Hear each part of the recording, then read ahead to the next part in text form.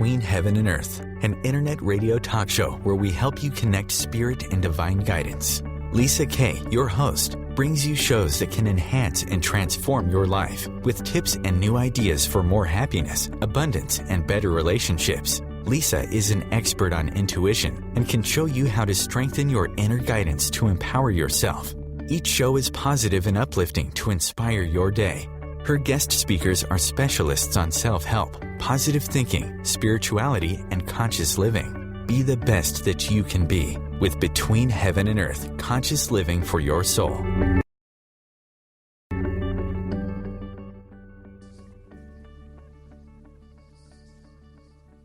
And angel blessings to everyone. Welcome to our show Between Heaven and Earth. We're on the air live every Wednesday at 4 p.m. New York time.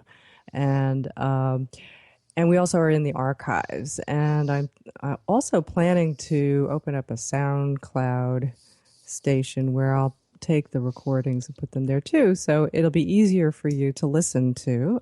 They've got a really nice player. And that way you can listen on your phone, or on your Android, your iPhone, your iPad, and it's so much easier that way. We also have a Facebook page, facebook.com/Between Heaven and Earth. And if you go there, our show post on today's show is Thinking Can Change Your Life, Part 2. Post your questions if you have a question for our guest, David Bennett. So our show today is called Thinking Can Change Your Life, Part 2. Our guest is David Bennett, who I've asked to come back and talk to us about his work and spiritual teachings. He has 2 books, Voyage of Purpose, Spiritual Wisdom from Near Death Back to Life, and A Voice as Old as Time, Contemplations for Spiritual Transformation. And David and I always have these wonderful conversations whenever he's a guest on my show, and we never seem to have enough time when David's our guest. So David has graciously agreed to come back and talk with us and have more wonderful conversation talking about all kinds of great everyday spirituality topics. So let me tell you a little bit about David. David has had 3 spiritually transformative experiences, 3 of them. And in 1983, he drowned and had a near-death experience while he was the chief engineer of the ocean research vessel Aloha. He experienced a second transformative experience in 1994 in meditation in Sedona, Arizona, which is his childhood home. And then the third experience occurred in November 2000 when he was diagnosed with stage 4 lung cancer that metastasized into his spine, causing it to collapse. He's now in remission and retired. And so no more cancer as far as we know. And his passion includes volunteering with experiencer groups and cancer survivors to help integrate their spiritually transformative experiences. And David enjoys the retired life of a public speaker, author, teacher, energetic healer, and transformational coach. And he's actually been on lots of radio and television, including Dr. Oz, Angels Among Us, NBC, National News, and PBS. And he publishes articles in numerous magazines, blogs, and papers. So welcome, David. Hey, Lisa. It's great to be back. Oh, yeah. It's awesome. You know, and actually I was listening to our show, the last show we did. And it was fun to listen to as well as to do. So, and as of course, every time I talk to you, I got all kinds of questions because I just think... yeah, we always go deep. It's fun. We do. We go deep, you know? And there's always, like, your experience is just fascinating to me. And I'm going to tell people a little bit about how I met David. David, actually, when was the first time you were on my show? I think it was... it was before my first book, wasn't it? Yeah. Well, yes, just before. It was like a year before your... Yeah, a year before my Voyage of Purpose came out. It was a while back. And it was, I think you found me 2010. Yeah, through near death somehow. I found you. This is that what I found. I don't. Oh, you friended you followed me on Twitter. Okay. Oh, and I Twitter, followed you that's back. It. Yeah, exactly. And then and I always look to see who's following me, and I was like, oh, interesting, near death experience. Let me check this guy out. And you were doing a radio show. And which I don't even remember what it was, but it doesn't matter. But the interviewer was a nice lady, but she didn't ask any of the questions I wanted to ask. And I guess I still don't get to ask all the questions. That's why you're back. I've got more questions. It's just fascinating to me.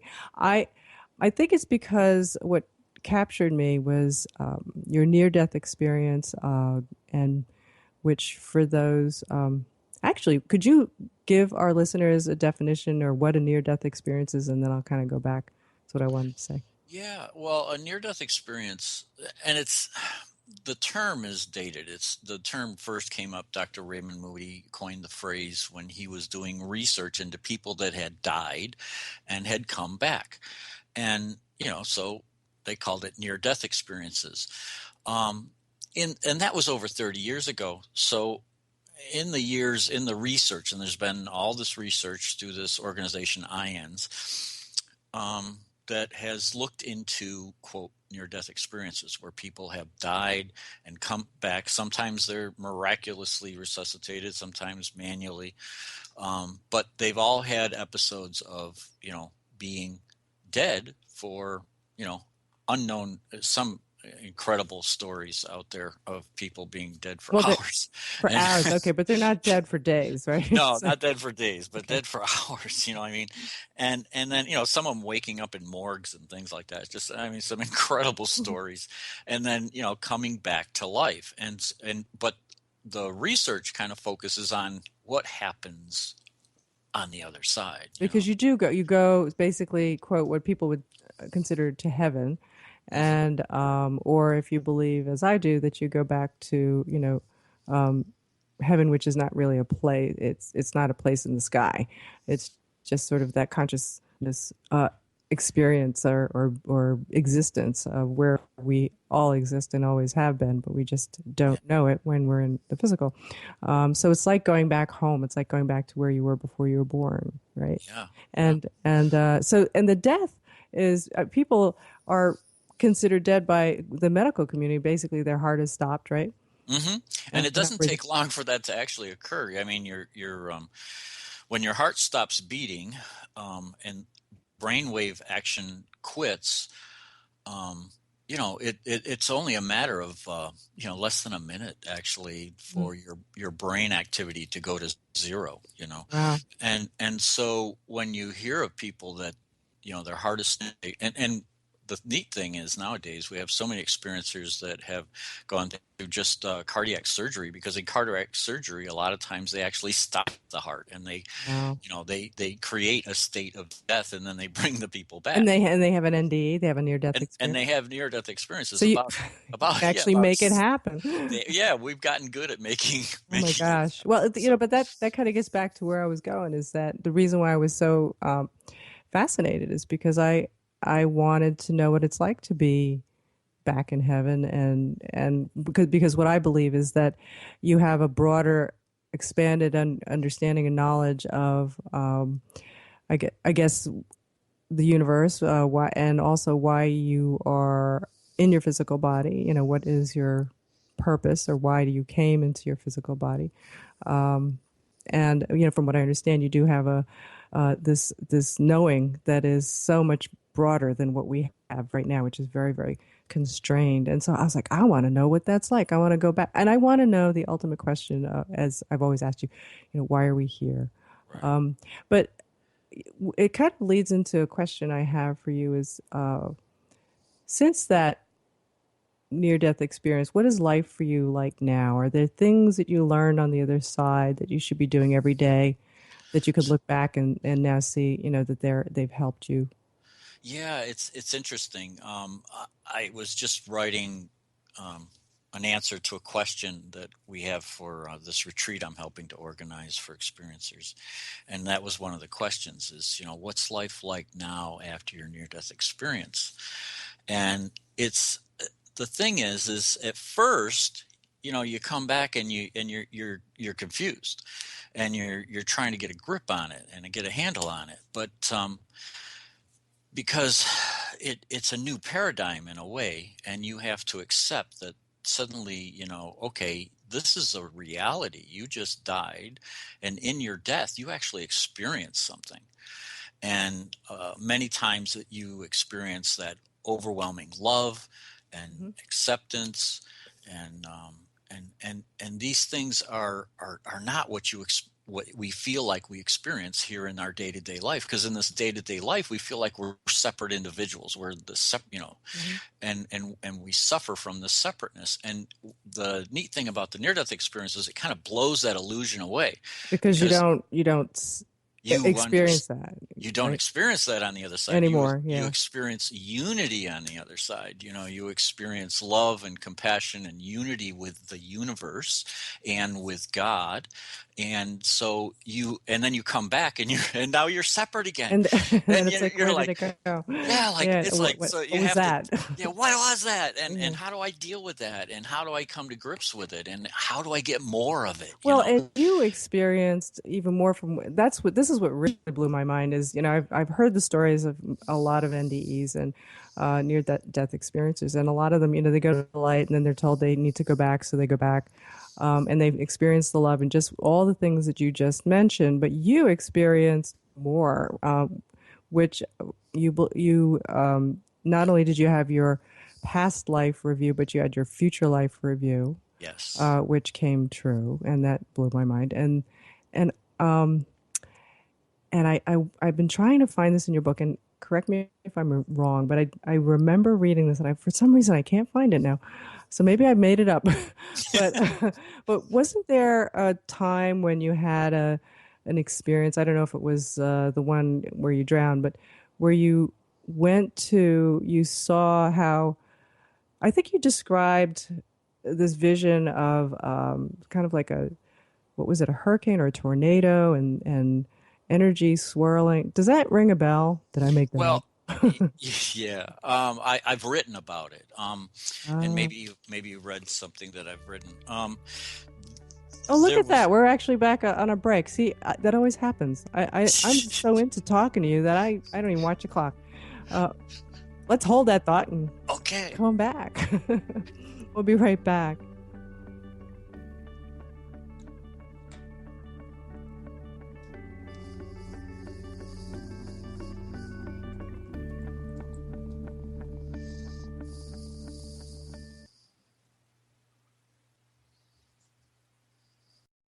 This is OTR FM, part of the IOM radio network. OMTimes Magazine is one of the leading online content providers of positivity, wellness, and personal empowerment. A philanthropic organization, their net proceeds are funneled to support worldwide charity initiatives via Humanity Healing International. Through their commitment to creating community and providing conscious content, they aspire to uplift humanity on a global scale. OMTimes, co-creating a more conscious lifestyle. Hi, this is Angela Levesque, host of Entanglement Radio.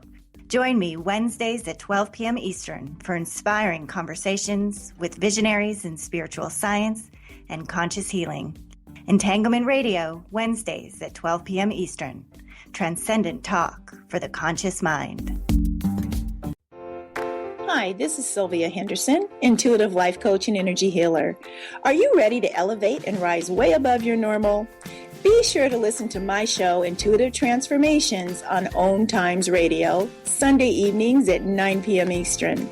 Get the inspiration you need to transform your life. Host your show on IOM FM, the radio network of OMTimes Media, one of the more recognized brand names in the conscious community, and is backed by the extensive marketing reach of OMTimes. Hosting a show on IOM FM immediately connects you with our extensive dedicated community. You're listening to OTR FM, part of the IOM radio network.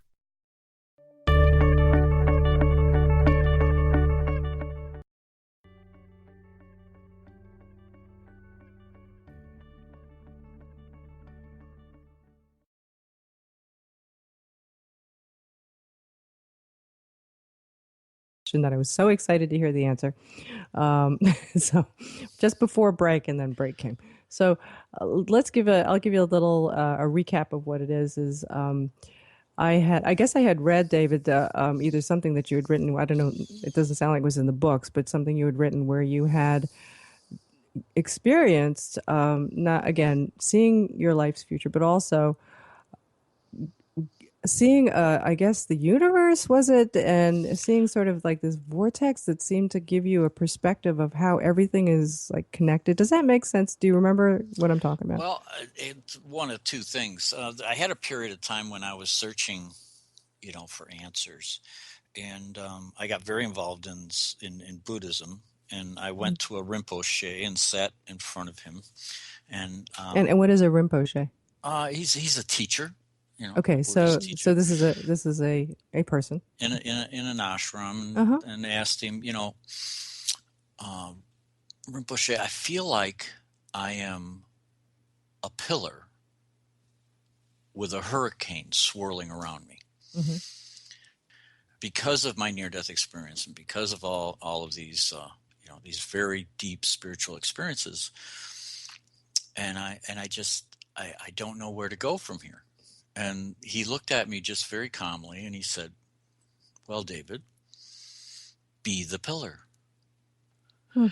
And it Don't you was, love that? yeah, I mean, it was so simple, right? Just be be the pillar. So, I mean, yeah, a lot of times in life we feel like, humanity is just swirling around us, and we don't seem to have our foot on the ground. But in reality, we always do. We always have that center. It's that pillar that's within us, And so just be the pillar was a very simple thing. But I think, so when you said that, it brought up that vision, that memory for me. But I think what you're really talking about is in one of my experiences, I was in the light, but I went to this place that was like a canyon, and in the canyon was this flow of it's so hard to describe with words. And I haven't really written a lot about this, but it was this canyon, and there was this tone. There were on the canyon walls were all these alcoves, and I had my own alcove, and it was like a balcony overlooking this canyon. And in the canyon was this flow, but this flow was color and sound, and you could contribute your color, your sound to it. And when you did, you became part of that universal knowledge, everything, the all, the oneness. Yes. And so you kind of like flowed your essence into the oneness and became part of that oneness. And with that connection, you became, interconnected with everything, all that ever is and ever will be. And so, yeah, it was Wow. it was an experience that was like, it was, and so I have this resonance of my tone that whenever I hear it, it's like I'm connected. I am so connected. Really? So you remember it? Mm-hmm. And it's a deep bass type resonance. So a lot of times you'll find me turning up the bass on my stereo or something Because it's like that. Yeah, I need that tone. But that's what they say. That's this. Well, okay. So what they say that's the ohm, right? That's the sound universe. It's kind of like the ohm, but it's all the different frequencies of the, But you had your own tone, you said, right? That I could contribute, right? It was my tone that I contributed. So it was my essence flowing into this like river that was flowing down this canyon. So that's the understanding, right? That we all contribute. Okay, cool. Now I get it. That's awesome. I really love that. It's beautiful. I wish I could. It would have to, if I were to try to like paint or draw something like that, it would have to be a video because it was such an ongoing thing. And and then we're all merging our essence or our contribution. Yeah, that's and becomes all that is. Wow, that's now that gives me a much better understanding. It was beautiful. It was a great illustration. It sounds like it. Yeah. So let's get back to the question I started with. What is life for you now? We've described to everyone. You saw your past life. You saw your future. You saw this beautiful, I guess, representation of how we contribute. So how have you changed? Well, I like I started to say, I struggled with it for quite a while, but then you kind of you grab onto what you can deal with, basically. I was an engineer, and so I really needed a lot of I needed hard and cold stuff that to be able to anchor it into my reality. Do you think you're not the quote engineer anymore? Are you not like the black and white person? No, that's still there. It's morphed though. It's become more, but I still consider myself the engineer. I still like to puzzle those things out. Really? So what do you do every day now that you didn't do then? That is what kind of buoys you up Okay, spiritually. well, I would have to say my meditations. Hmm. I have a morning routine of meditation that just And how long do you meditate for? about an hour every morning. Okay. And I know everybody's going, ooh. well, it sounds like a lot, but I get up early to do it. And even when I'm on the road and speaking engagements, things like that, I make the time. I get up purposely early so that I can do it. But it's not just pure meditation. It's meditation contemplation. So I'll go into stillness and gratitudes and beatitudes type of thing where I connect with my soul family. We commune, and then I reflect on that communication. Wow. So that's very different from what I learned. Well, I know there are a lot of different meditations, though I think in the Eastern Buddhist, I think it's Buddhist or Hindu, um, I guess Sorry, I have a practice. jet flying over. Sorry. Oh, no, it's all right. I didn't really hear. But in the Eastern practice of just stilling the mind and not, coming back to center, which is a mantra or the breath, and then just allowing just focusing on your awareness is that I believe was the way to reach nirvana. This is a different thing, though, right? A little different Well, because I still use stillness, although I start with gratitude because that quiets my mind. mhm. So I start with my gratitudes, but then I go into stillness for, So that's that stillness. yeah, that's the Okay. stillness is paying attention to my breath. and Mm, and from yes. there, then usually, my soul family, they're always so excited to like, And okay, then it's they time, this appear. is our time, Yeah, and and so you know that's great. But so in that still, I guess for people, I always like to make things instructional or clear. For what I've learned, and after I studied meditation and done it, that's what that stillness is. And you could correct me if I'm wrong, David. Maybe you experience it differently, but you get into this theta state where you are aware. And it's that state where you almost feel like you're just about to fall asleep, but you're still awake. Is that yeah, the same for and you? well, and also you enter a state of expanded awareness. Oh, For me, my awareness reaches beyond my personal physical location. My awareness goes out, out beyond the house, out beyond. I'm aware of lots of little details that are occurring around me in that stillness. and is that something that developed after your You know, near-death experience, or did it just all of a yes, sudden your near-death yes. experience and boom, wow, now I have this new I, I meditation found experience? I found through walking meditation is where I think I first really experienced the expanded awareness. I How do you like do a walking meditation? walking meditation is really simple, and what you do is you find a place to walk that there's not a lot of distraction, hopefully. So in a park, in the woods, somewhere. I like nature. Hmm. But you can do it in a mall. I mean, you can do it anywhere Yes, once you've mastered it. But at first, I think when you haven't done it, I would recommend a place with little but distraction. you're by yourself, obviously. I mean, By you're yourself not at really first. walking, having a conversation with someone. No, no, no. At first, you can, but I mean that comes later. At You'd first, have to, yeah, yeah, highly developed because advanced skill, I think. yeah, you need to fully develop it before you try to do it in a group. But and so you walk, and as you're walking, just like in stillness meditation, you pay attention to your breath, breathing in and breathing out, and you'll start to notice that as you become aware of your breath. And a lot of times you might want to, like, I think Thich Nhat Hanh, I learned from him that if you add a mantra to it, like as I breathe in peace.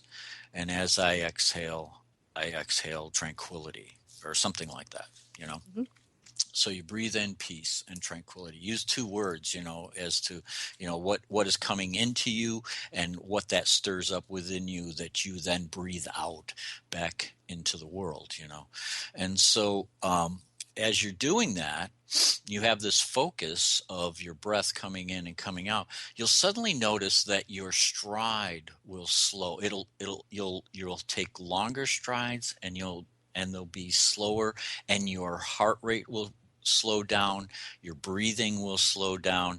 You'll go long distances with a lot more stamina as you're doing this practice. Wow. And it was while I was doing this, and I was in the woods, I was on a trail in the woods, when all of a sudden I was aware of over the hill that there was a bevy of turkey. I could not see them, I could not hear them, but I was fully aware of them.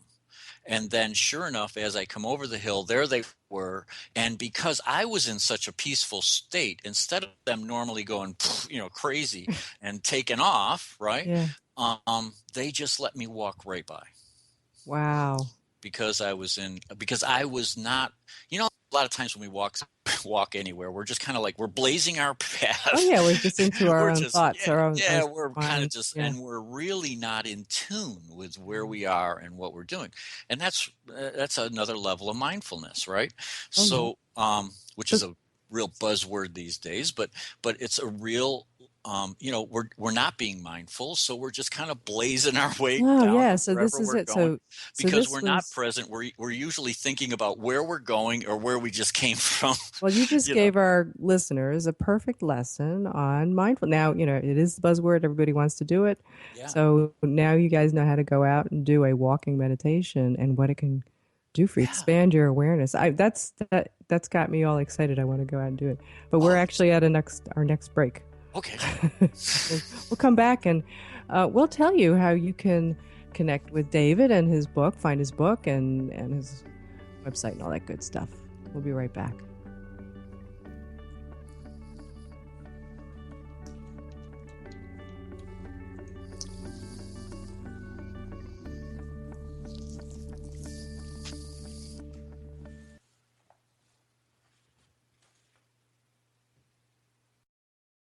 This is OTR-FM, part of the IOM radio network.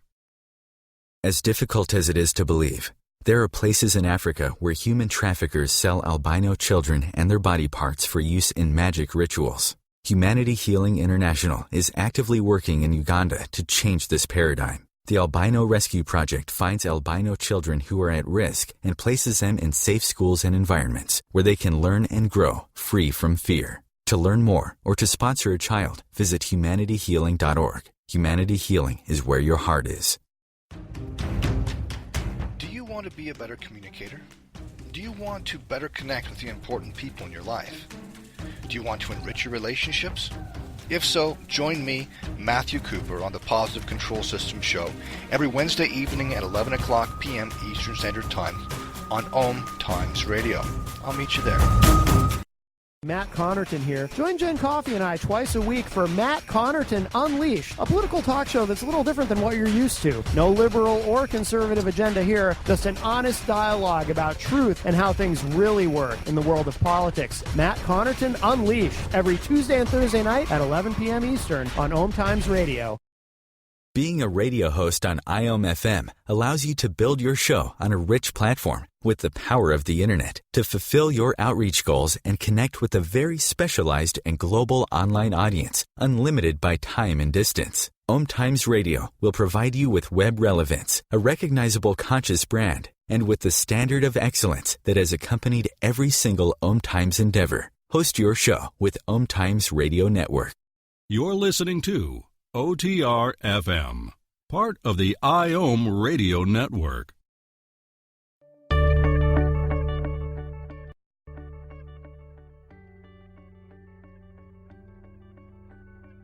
Say that again, Between Heaven and Earth Radio. And we are here talking to David Bennett about his books and his spiritual teachings, which are really awesome. Getting into a really cool conversation. But anyway, I wanted to be able to give you guys all of you who are listening, how you can reach David and his website. You have to be good with the word Dharma. Dharma is Dharma. So his website is dharmatalks.com.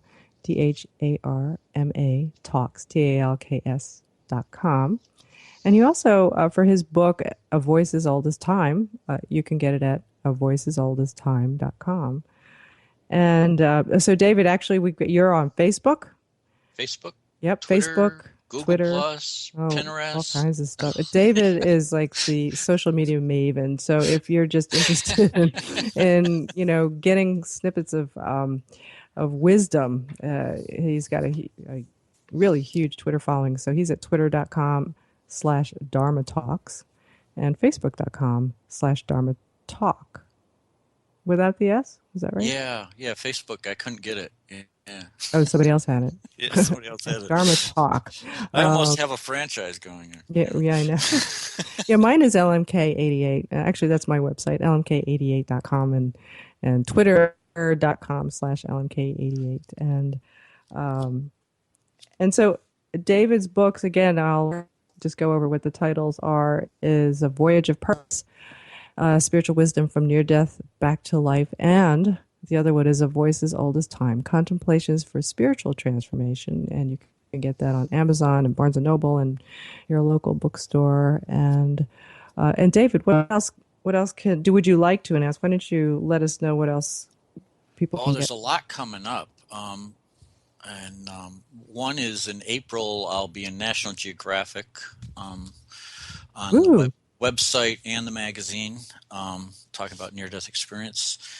And there's a new show coming out on with Morgan Freeman, Searching for God. I'll be on that show.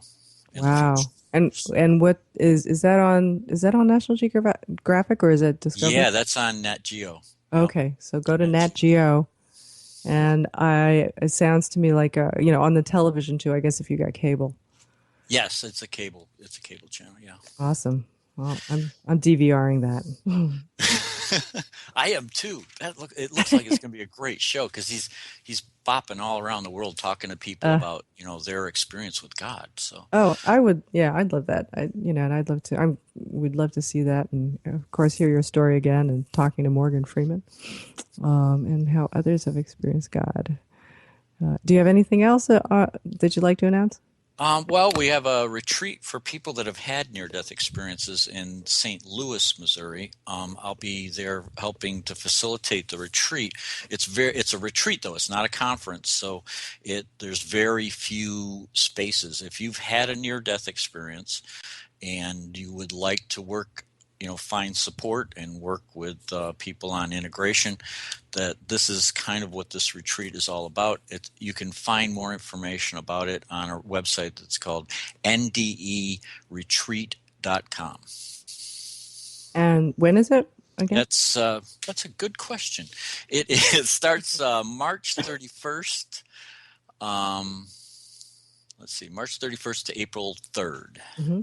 So it's coming up soon. Yeah, that should be good. They have really great barbecue pork out there too. I was talking to David about that. That was an amazing experience. But this sounds like a wonderful retreat. It's actually going to conjure up some questions. I'm going to ask you in a little bit, but I wanted to get on to some announcements I have. I have a Developing Your Intuition Level 1 class that is online, and I only give it once or twice a year, and now is the time. That's what I do. I teach people how to develop their intuition. I've got a PhD in metaphysics, specializing or basically focused on intuition. And in this class, I will teach you how to make your intuition happen when you want and on what you want. And that's one of the issues a lot of people say they have is they don't know how to make their intuition happen when they want. And so I show you how to do that.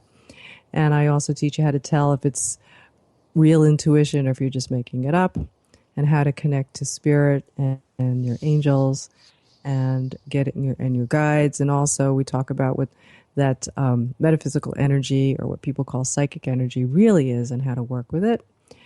And you can learn how to become highly intuitive in just 6 weeks. And that's what I did. I started from scratch. I didn't consider myself very intuitive. I studied from many people, and actually not only doing intuitive classes and seminars and reading books, but I also researched the science behind it and the metaphysics behind it. And I learned how to do a step-by-step process that works for people. A lot of the things that you learn from out there from other teachers and books is sort of the way it's received. You know, we get it through a feeling or we get it through an image, but they don't tell you, well, how do I make it happen? How do I get my intuition under my control?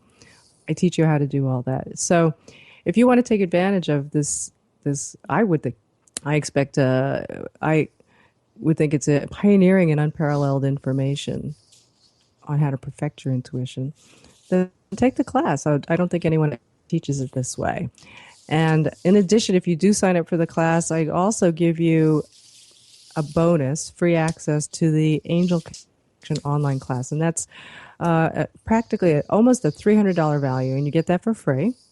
And you also get another bonus, which is we do weekly conference calls during the class time with me, get Q&A calls.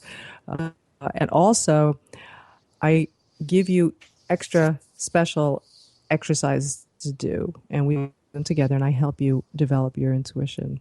And the third thing you get for free is a published handbook that you get, which is the class notes. So you don't need to take any notes, and that's about $100 value. So this basically, the bonuses alone, aside from the class. Now the class, when I teach it, is a good a few $100, and this alone, obviously, with the bonuses, is around $500, which you get for free. And so the course is really given at a much discounted rate. It's and if you go to the website intuitiononly.com and sign up for some actually more bonuses, you get some free videos. It'll tell you how to sign up and how you get all this stuff and what's in the course and the cost. So and these high content videos I'm giving you are basically available right now, and they're only available actually for another day or two because tomorrow I'm opening up the registration for the online course, and the registration will be open for a week, and then we'll close it down to start the class. So sign up for those free videos. Just go to intuitiononly.com, and you're going to get a lot of things that you can learn from right away today to get your intuition up and running and get you started. And to go further, just sign up and take the course. So that's where we're at, intuitiononly.com. I've got a lot of people already looking at the videos and signed up, so we're rocking and rolling. So anyway, let's get back to our conversation with David. And let's see. I wanted to, there's a question I had. We've got like 3 minutes to answer this. But one of the things you said in your life review was that you could experience, as you're reviewing your life, you not only experience the same thing you did in life, but you experience the event through other people's perspectives. Everybody around you is almost like this omniscience, knowing everything all at once. And so people who were watching you or talking to you, you could see and feel and know all the things that they were going through as you were going through it. Now, my question is, did you also have a knowing or a perspective of how you affected people who are not in your physical presence? Yes, but mostly through the people that were, okay, so I'm interacting with these people, right, and I'm seeing it through their perspective. I'm sensing their feelings, their reactions, and then it would expand outward to how it affected their actions and how they, responded, and if they or lack of response, and so you got to imagine this. It's incredibly intense because your action is having this effect on other people. Your interactions with other people is having this effect. And so that keeps going on and on and on. And it's like the ripple effect that you were talking about. Yes, So it's like these you, giant ripples, and it's the only way the only term I can use is well, I guess, ripples, because would it be like, could you give us like, I mean, I would think an example might be, you say you do a random act of kindness for someone and that they feel so much better and then they start touching other people or they do something different. I mean, yeah. you were aware of those things even though you were not Yes, with it them. was like in the book, I kind of touch on it a little bit with that one lady in the store who I had done a special little favor for, and she had been quite the curmudgeon prior Yeah, the to grumpy this. lady. The grumpy lady, yes. And so, but and my whole goal was I just wanted to see a smile. I wanted to see a smile on her face, and And it you were was, nice to her, and I was even though nice to she her. wasn't too nice to anybody else, right? Nobody wanted And to nobody deal with wanted to this deal with gal it. because she was quite the grumpy grandma kind of lady. And so, So it but I changed was her. continuously nice. And all of a sudden, one day, because I did a little special favor, and she came back, and all of a sudden there was this smile, and You did it. it did it, but other people started reacting to her differently, or she perceived others differently. And so I got to see that in my life review, how her Could you perception. see or sense how she was with people beyond like your store? Yeah. So Yeah. you knew that. It's like outside. Yeah. Now, does Outside. it work the other way as well? And the people that were closest to her in her life, those were the ones that I saw more clearly, But I saw how the people in the store also, specifically this one guy, Manny, he just he'd see her coming, he'd run the other way. Yeah, I mean, he would just anything not to be in her presence, because she would always give him such a hard time, and so to see the change that occurred in their relationship because she found a place where she could be herself, allowing someone to be themselves was what I was giving her, and I didn't know it at the time. So we have to have faith that we do touch other people in big ways. We do.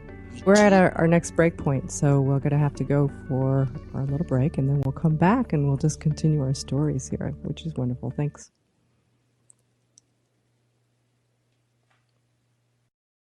You're listening to OTR-FM, part of the IOM radio network. Have you ever wondered how to change your love paradigm? The secret key is finding a love partnership, not just a regular connection. How do you find these? Through conscious relationships. Ascending Hearts Dating is a dating site for people like you that believes in second chances and a different type of spiritual connection. Try Ascending Hearts for free today at ascendinghearts.com and change your love paradigm. Ascending Hearts, the premier dating community for the spiritually awake. The name is Bond. James Bond. No, the name is Joe. The Joe Show. And we are returning back for our 9th season here on OMTimes Radio.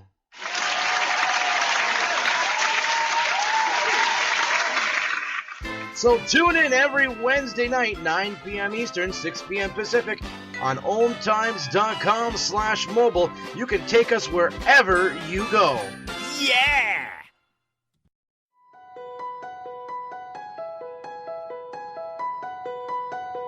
Hello, I'm Miriam Knight of New Consciousness Review, inviting you to my new show where I interview the rising stars of the conscious awakening. We'll explore the many faces of consciousness and action and intriguing perspectives on life, the universe, and everything in between. Join us each Wednesday at 2 p.m. Eastern on the Rising Stars Show. Host your show on IOM FM, the radio network of OMTimes Media, one of the more recognized brand names in the conscious community, and is backed by the extensive marketing reach of OMTimes. Hosting a show on IOM FM immediately connects you with our extensive dedicated community. This is OTR-FM, part of the IOM radio network.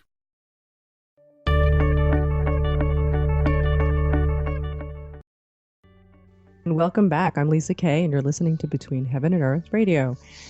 And we're here to give you conscious living for your soul, things that you can take away from our show and put to good use in your life.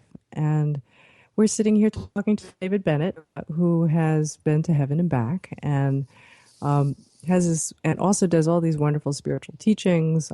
He's got 2 wonderful books out there that have basically evolved from his teachings. And I wanted to ask you, David, now that you know what you know now, what is there, do you have a broader perspective on we as humans should be living our lives in terms of fulfilling our life purpose? And how would we do that? Yeah, well, purpose is because that was one thing that I came back with, was I was told I had a purpose. It was quite the buzzword for me and still is Mm-hmm. because I learned through my explorations and integration and my spiritual experiences that we have lots of purpose, lots of little purposes and some grand purposes and some And are the common purposes themes. are the purposes to just for us, or are they for other people? Sometimes they're for other people, yeah. Sometimes we're there to motivate someone. Sometimes we're there to it's not just all about us. It's about our collective, Yeah, I guess that goes back to that canyon with Yeah, the it's sound about and the collective. the colors. And one of the, here's an example of our shared experience, shared purpose that we all have, is to grow and mature spiritually, so that we have that connection, so that we are more, we were talking about mindful, so that we are more present in the way we live our life, so that we can live a more rich, fulfilling type of life. So what is rich and fulfilling? You mean just being happy? I think it's being at peace, living our lives while at peace with a conscious awareness. I mean, that's what creates. It was interesting. I was talking to someone yesterday, and they said, well, how do you perceive a vivid life? Right. And I said, by being connected, by being present, and by living your life from heart-centered connection. So what does that do for us? What it does is it allows that communication to flow to and from the universe, so that when we're acting and interacting and responding and creating, we're actually communing with the universe at the same time, and the universe says, now here's somebody who's awake and aware. I'm going to participate in this, and I'm going to, because they're communicating clearly to me what it is that their intention is. And so by clear intention, the universe will then start aligning itself so that you can, and give you the assistance you need to accomplish what it is that you're trying to do. Even if what you're trying, the thing that gets in the way is if suddenly our intention is very ego-driven, is very self-serving, is not connected, is not coming from that peaceful center within. The universe is, well, I'm getting mixed messages here. I don't quite understand what it is that you want, and so then it's hard for it to arrange. Or maybe it will arrange something, but it'll come to you discordantly, just like you're discordant. And that's manifestation, right? This is what other people want to do, is they want to manifest. Certainly, yeah. The things that they, before you can attract, you have to communicate out, and you have to, you can't attract something in if you don't have a clear channel of communication as to what it is that you need, And so are there, would you say, are there 2 or 3 things that you could recommend to us that we do so that we can live, our life's purpose, and that to be able to live that connection and so we are connected to the universe? Sure. One I would say is that we all have something within us that makes us feel at peace. There's something, an activity, something like whether it's music, it's an activity or something that brings us a sense of peace. Whether it's writing, whether it's for me, communicating with my family just brings me a sense of just incredible peace. And from that space, that's a great avenue to work on your creativity.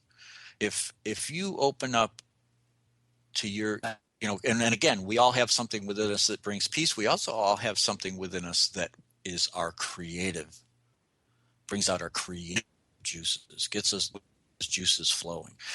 And again, it could be anything, because we're all different, we're all unique individuals. So, we'll have different strengths that we can apply our creative endeavors toward. If we work on finding peace, working with our creativity, you're starting to open the channel now. Because think about, where does creativity come from? It's usually a spark of inspiration. And when I say spark, I use that word very, very intently, because within us is that light, is a fragment of our light that is connected to the greater all. And it's actually connected to an even larger fragment of light that is us in the oneness. So if we start to use that spark of creativity, we're strengthening that channel to our consciousness, where that inspiration comes from. Because where does inspiration come from? Yes, absolutely. And then when you strengthen that channel, now you're on the threshold of connecting to the oneness. Because our greater part of ourself, our greater light, resides. And so it's only just by strengthening that we then become, part of, and we start to feel that connection to that oneness. And it doesn't have to be like, I would think that, does it have to be the creativity or? What I just found I'm falling back in love with is coloring. Oh, really? Yeah. Coloring is cool. Adult coloring books with pencils, and you can blend colors, and you can do all this neat stuff, and you can be creative. It takes you outside of your circumstances. You rise. It becomes then an empowering, creative endeavor. So how does that help you manifest what you want?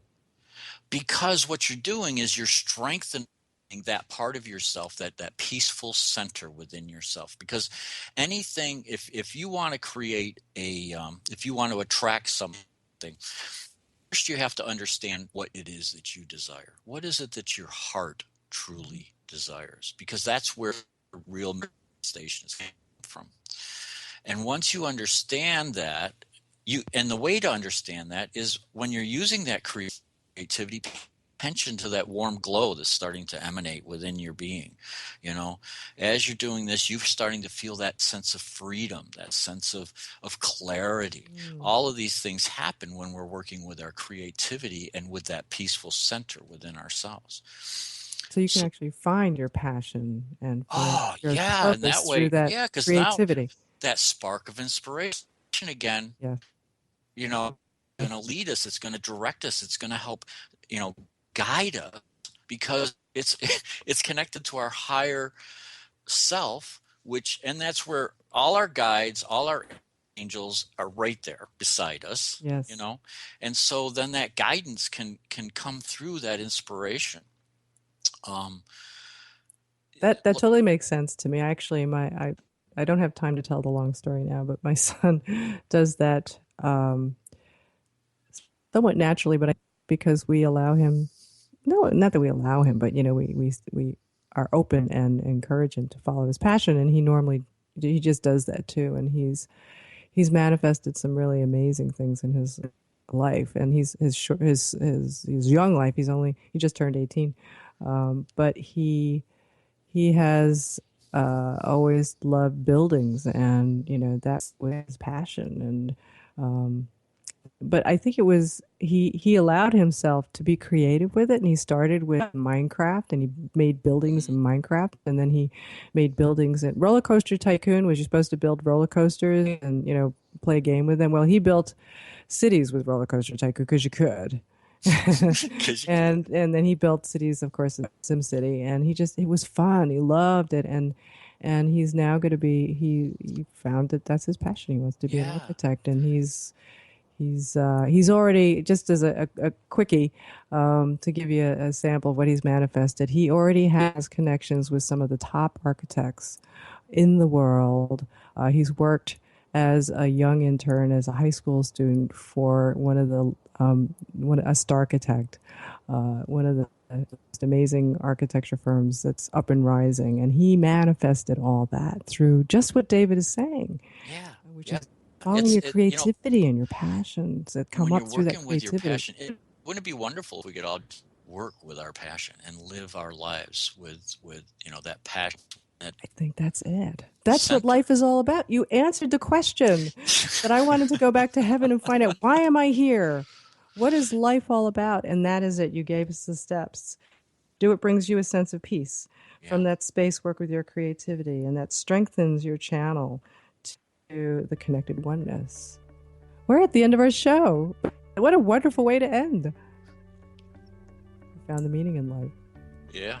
Well, thank you, David. Thank you so much for being on the show. It's always amazing. Thanks for having me. I so enjoy coming on your show and some of the great chats we have. Oh, it's awesome. Well, we will do it again. It's definitely. You've been listening to Between Heaven and Earth Radio. Angel blessings, everyone. Bye.